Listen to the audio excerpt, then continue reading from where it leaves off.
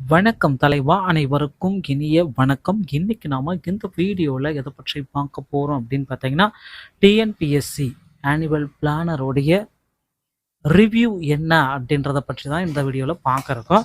பல்வேறு தரப்பட்ட மக்கள் மரண பயத்தில் இருக்காங்க. இனிமேல் நான் இந்த டிஎன்பிஎஸ்சிக்கு எனக்கு அரசு வேலைன்னு ஒன்று கிடைக்கவே கிடைக்காது.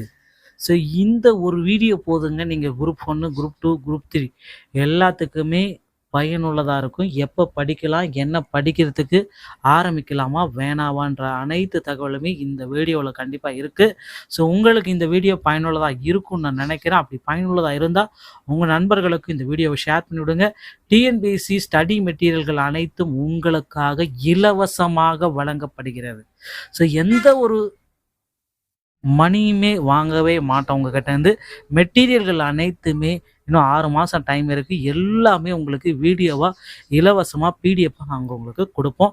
ஸோ நீங்கள் அதை எடுத்து பயன்படுத்தி கொள்ளுங்கள். ஸோ டிஎன்பிஎஸ்சி தற்சமயம் ஆனுவல் பிளானரை நமக்கு வெளியிட்டிருக்காங்க. இந்த ஆனுவல் பிளானரில் பல்வேறு தரப்பட்ட குழப்பங்கள் தாங்க இருக்குது.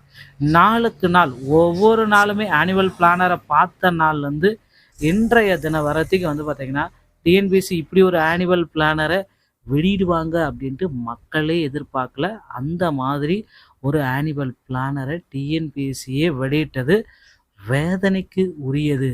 ஸோ இந்த மாதிரி ஒரு ஆனுவல் பிளானர் ஏன் சார் இப்படி வெளியிட்டிருக்காங்க, இதனால் யாருக்கெல்லாம் என்ன பயன்? இந்த ஆனுவல் பிளானரை பார்த்தப்போ பார்த்தீங்கன்னா, மக்கள் கதி கலங்கியிருக்காங்க. அனைவருமே பல்வேறு தரப்பட்ட கோச்சிங் சென்டர் எல்லாமே இழுத்து மூடிட்டாங்க. அனைவருக்குமே நம்ம சேனலில் இலவசமாக குரூப் 4க்கு உண்டான பயிற்சிகள் அனைத்தும் வழங்கப்படும். நீங்கள் கவலையே பட வேண்டாம். ஸோ